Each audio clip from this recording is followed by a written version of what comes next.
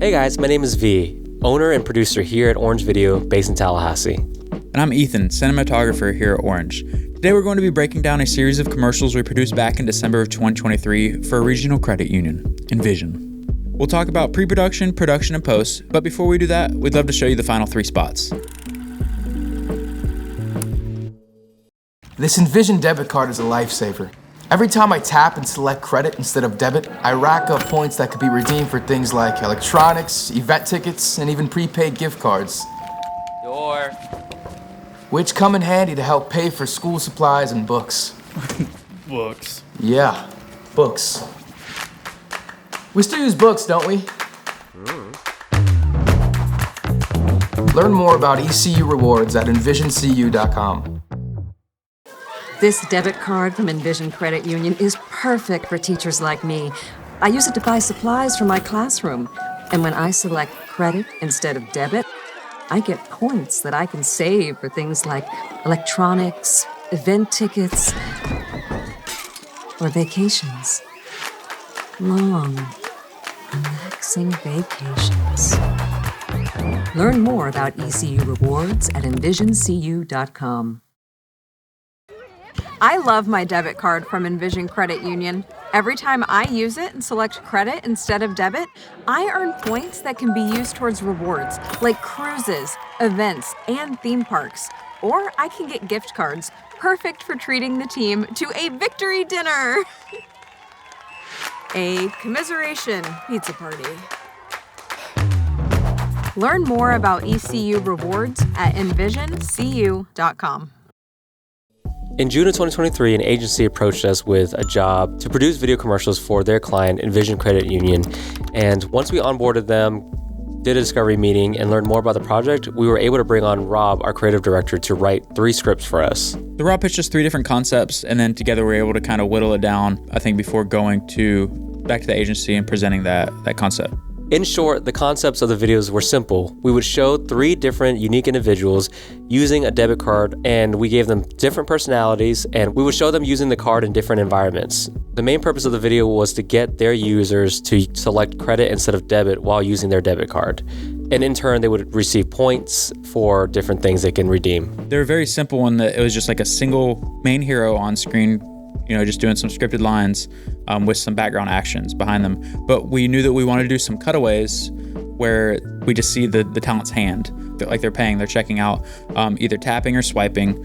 So we knew that introduced another dimension to the video. And also in terms of producing, we had to locate these machines that we also had to figure out how to film in a coffee shop, where else did we film? Yeah, so for each an art store. For each hero, we would choose 3 accompanying places that they would shop at or use that card at. And as we were in the estimating budgeting phase, we also knew that we would not have all those resources financially to go to so many of these different places in those days that we had allotted for shooting.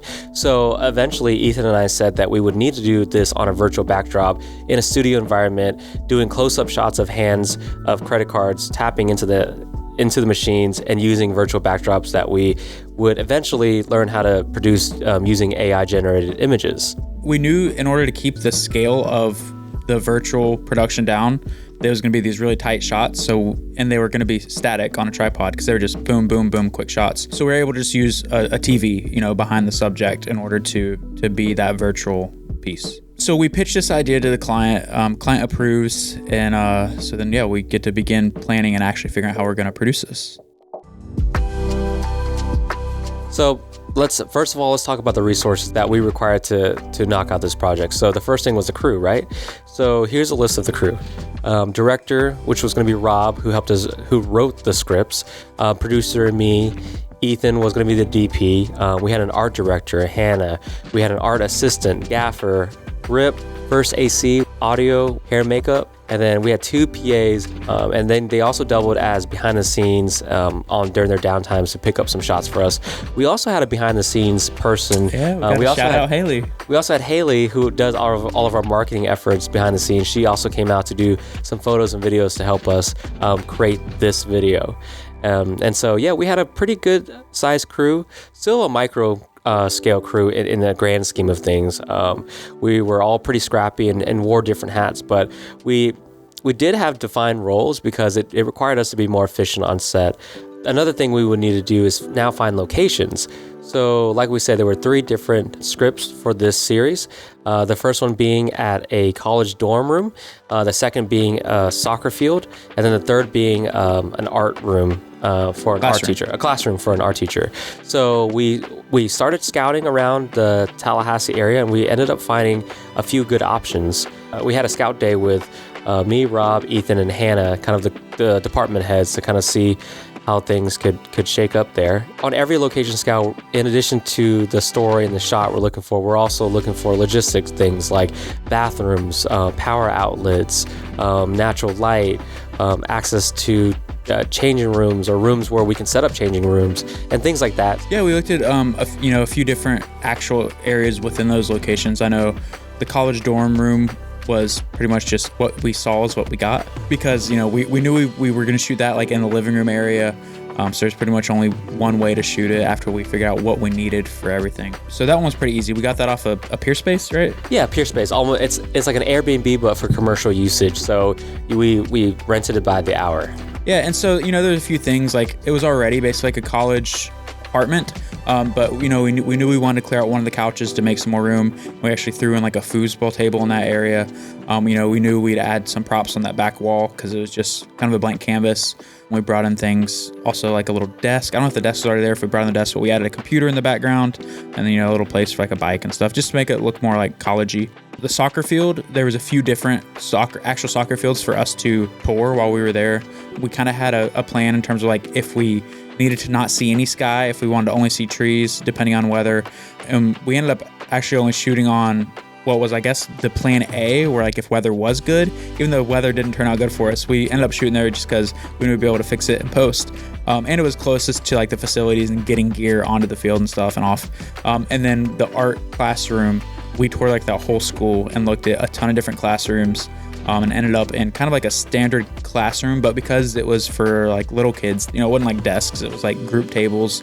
Yeah, and we actually toured art classrooms that were used for art, but those ended up being a little bit too untidy, or just, set up like an art classroom where it was a little bit, it didn't have everything we needed. We were specifically looking for a classroom with short chairs and short tables to sell that demographic. We were planning to cast kids as young as, 7 or 8? Yeah, 7 or 8. Pretty young kids, maybe even a little bit younger than that. But yeah, we wanted a nice looking classroom. We had 3 full days to be able to shoot this, and so we got strategic. We knew where we needed more time at, or we took our best guess on what we needed more time at.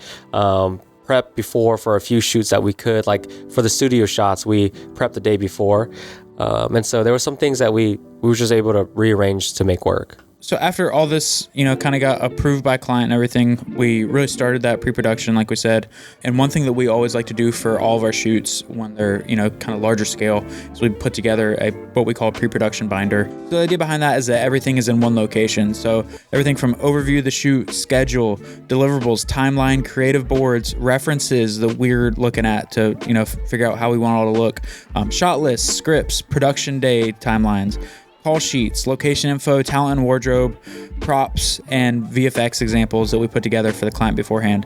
Just so everything is in one location, everything's fleshed out to the best of our abilities so that it can help the client understand what they're going to get in the end, and also it helps us through the whole process. And also it helps us consolidate where all these things are, right? So we could be working in Google Docs or Notion documents, or we could have paper documents or photos on our phone, but the biggest thing is consolidating all this information into one place so that you can easily share with your clients externally and get it reviewed and approved. It also makes it really easy to have a sit down with your client before their shoot, maybe one or 2 weeks before, and get another kind of check-in with the client just to show them that you're on track and ready to produce the project.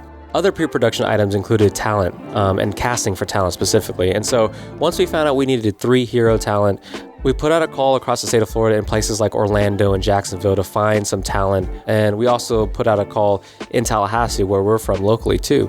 And so we asked them for audition tapes, and we went through plenty of audition tapes. Then we ended up with 3, I think, really strong talent. Mm-hmm. Art was also a big push in the pre-production phase. We had to buy a lot of props. We had to prep a lot of wardrobe. We had fitting days before with the talent.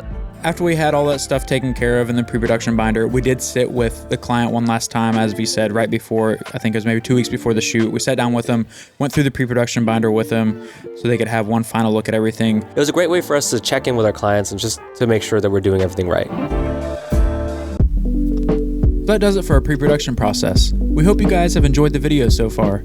Since this video ended up becoming way longer than we expected, we decided to break this up into a 3-part series. In the next episode, we'll discuss the production days, breaking down logistics, lighting, talent, wardrobe, and more. The final episode will wrap everything up with post-production and what it took for us to get these videos over the finish line. See you next time.